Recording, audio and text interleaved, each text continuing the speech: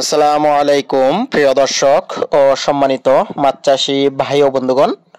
তো ভিডিওতে দেখতে পাচ্ছেন এগুলো হচ্ছে অরিজিনাল হাইব্রিড জাতের তেলাপিয়া মাছের পোনা।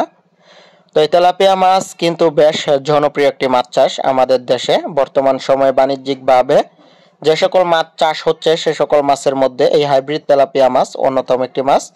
তো এই তেলাপিয়া মাছের গ্রোথ অনেকটাই বেশি, মাত্র 4 থেকে 5 মাসের মধ্যেই বাজারজাত করতে পারবেন।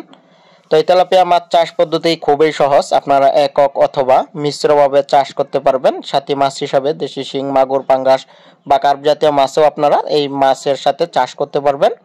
তো এই মাছকে আপনারা যদি নিয়ম অনুযায়ী খাবার দেন এবং কি সঠিকভাবে পরিচর্যা করেন, দেখা যাচ্ছে যে 4 থেকে 5 মাসের মধ্যে বাজারজাত করতে পারবেন।